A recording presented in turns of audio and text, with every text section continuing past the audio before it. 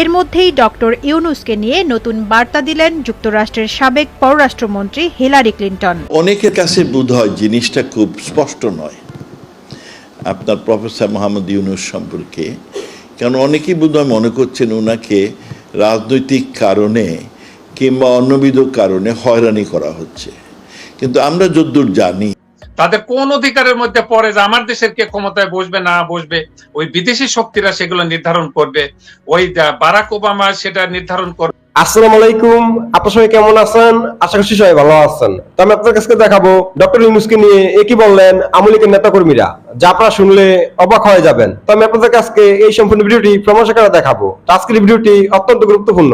তো আমি আশা করবো যে আপনারা এই সম্পূর্ণ ভিডিওটি দেখবেন, আর এই সম্পূর্ণ ভিডিওটি দেখলেই বিস্তারিত জানতে পারবেন। আর এই ভিডিওটি দেখানোর আগে আপনাদের কাছে আমার ছোট্ট একটি রিকোয়েস্ট, আপনারা যদি আমার চ্যানেলে নতুন হয়ে থাকেন তাহলে এরকম নিত্য আপডেট নিউজ সবার আগে পেতে আমার এই চ্যানেলটি সাবস্ক্রাইব করে আমার সাথেই থাকুন। আর এখন চলুন কথা না বাড়িয়ে আমরা আগে ভিডিওটি দেখে আসি। অনেকের কাছে বোধহয় জিনিসটা খুব স্পষ্ট নয় আপনার প্রফেসর মোহাম্মদ ইউনূস সম্পর্কে, কারণ অনেকেই বোধহয় মনে করছেন ওনাকে রাজনৈতিক কারণে কিংবা অন্যবিধ কারণে হয়রানি করা হচ্ছে, কিন্তু আমরা যতদূর জানি যে কেসগুলো সরকার করে নাই। দুটো কেস আছে এবং দুটো কেসটাই দুনিয়াতে বহু নোবেল লরেট আছে, তাদের শাস্তিও হয়েছে। হ্যাঁ, এদের বুড়ি বুড়ি এক্সাম্পল। এইখানে যেটি দুটো case, we have nothing to, we respect him as a great Nobel laureate, আমাদের জন্য সম্মান নিয়ে এসেছেন।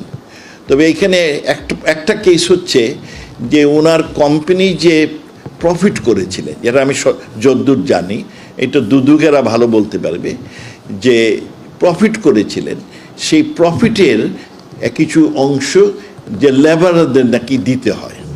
এটা বাংলাদেশ আইন, when you make money you have to share some of his profit, 5% profit নাকি লেবারদের ওয়েজ আর্নারদের সাথে শেয়ার করতে হয়। আনফর্চুনেটলি শুনেছি যে ওনার কোম্পানিগুলো ওনার লেবারদের আপনার ঠকিয়েছে, তারা শেয়ার করেনি। এটা কোর্টে ঠিক হবে, কোর্টের জিনিস আমার বলা উচিত না। আর দ্বিতীয় যে কেসটা আসছে ওনার, সেটি হচ্ছে যে উনি অনেক প্রফিট করেছেন, কিন্তু প্রফিট করলে পরে এই দুনিয়ার সব দেশের নিয়ম হলো ট্যাক্স দেওয়া। তিনি তিনার কোম্পানিগুলো ট্যাক্স ফাঁকি দিয়েছে, যেহেতু তিনি he is the boss of the company, সেই জন্যেই এই ট্যাক্স ফাঁকির কেসটাও ওনার জন্য আছে। এবং এটা দুনিয়ার সব দেশে ট্যাক্স ফাঁকি হইলে বড় ধরনের কেস হয়, সুতরাং এটা কোনো হয়রানিমূলক কাজ সরকার করে নাই। শান্তিতে নোবেল জয়ী অর্থনীতিবিদ এবং গ্রামীণ ব্যাংকের প্রতিষ্ঠাতা ডক্টর মোহাম্মদ ইউনূসের বিরুদ্ধে দায়ের করা মামলার বিচার স্থগিত রাখতে 160 বিশ্ব নেতার খোলা চিঠি ঘিরে সব মহলে চলছে নানা আলোচনা সমালোচনা।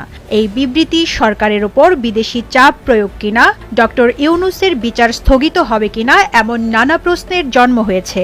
এর মধ্যেই ডক্টর ইউনূসকে নিয়ে নতুন বার্তা দিলেন যুক্তরাষ্ট্রের সাবেক পররাষ্ট্রমন্ত্রী হিলারি ক্লিন্টন। মঙ্গলবার রাতে সামাজিক যোগাযোগ মাধ্যমে একটি পোস্ট দিয়ে হিলারি ডক্টর ইউনূসের পাশে থাকার আহ্বান জানিয়েছেন। তিনি লিখেছেন, নোবেল বিজয়ী ডক্টর মোহাম্মদ ইউনূসকে তার প্রয়োজনের মুহূর্তে সমর্থন করার জন্য আমার এবং 160 জনের বেশি বিশ্ব নেতার পাশে দাঁড়ান। তাকে হয়রানি বন্ধের দাবিতে আন্দোলনে যোগ দিন।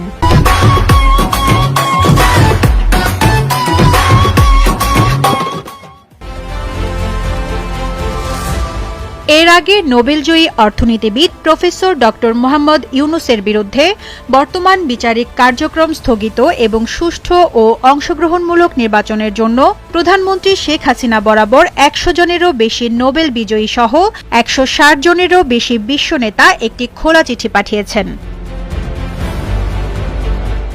চিঠিতে স্বাক্ষর করা বিশ্ব নেতাদের মধ্যে যুক্তরাষ্ট্রের সাবেক প্রেসিডেন্ট বারাক ওবামা, সাবেক পররাষ্ট্রমন্ত্রী হিলারি ক্লিন্টন, পূর্ব তিমুরের প্রেসিডেন্ট হোসে রামোস হোর্তা, আয়ারল্যান্ডের সাবেক প্রেসিডেন্ট মেরি রবিনসন, জাতিসংঘের সাবেক মহাসচিব বান কি মুনের মতো আন্তর্জাতিক ব্যক্তিত্ব রয়েছেন।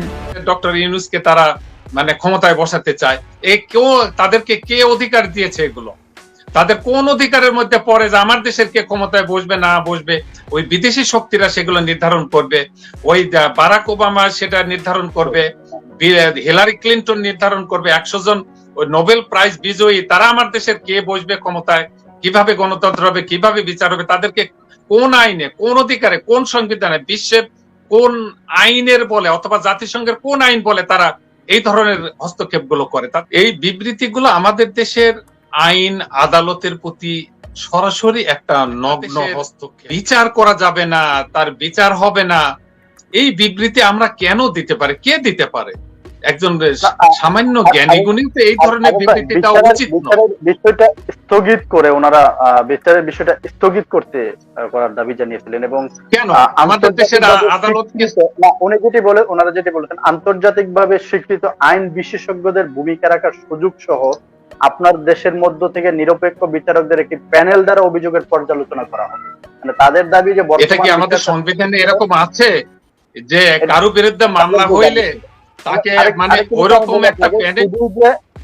শুধুই যে 100 জন নোবেল বিজয়ী ব্যক্তি ছিল সেখানে তা নয়, যুক্তরাষ্ট্রের সাবেক প্রেসিডেন্ট বারাক ওবামা, সাবেক হিলারি ক্লিনটন, তারা দিয়েছেন। হ্যাঁ, তিমুরের প্রেসিডেন্ট হোসু রামোস, আয়ারল্যান্ডের সাবেক প্রেসিডেন্ট মেরি রবিনসন, জাতিসংঘের সাবেক মহাসচিব বান কি মুনের মতো ব্যক্তিরাও কিন্তু সেখানে সেই 160 হ্যাঁ দিয়েছেন। কিন্তু আমার কাছে এটা আশ্চর্যের বিষয়, তারা একজন জ্ঞানী মানুষ, তারা একজন শ্রদ্ধেয় মানুষ, এ বিষয়ে আমি কখনো বলবো না, অবশ্যই তারা একজন বিজ্ঞ জ্ঞানী, কিন্তু একটা দেশের আদালতে বিচার হওয়া যাবে না এই ধরনের বিবৃতিটা তারা কিভাবে দিতে পারেন একটা এই সমস্ত জ্ঞানী গুণীরা? তো আমি আশা করছি যে আপনারা সবাই ভিডিওটি দেখেছেন। তো আপনাদের যদি বিষয়টি নিয়ে কোনো মতামত থাকে আমাকে অবশ্যই কমেন্টে জানাবেন। আর আপনারা যদি আমার চ্যানেলে নতুন হয়ে থাকেন তাহলে আমার এই চ্যানেলটি সাবস্ক্রাইব করে আমার সাথেই থাকুন। তো দেখা হচ্ছে পরবর্তী ভিডিওতে। সে পর্যন্ত সবাই ভালো থাকবেন, সুস্থ থাকবেন। আল্লাহ হাফেজ।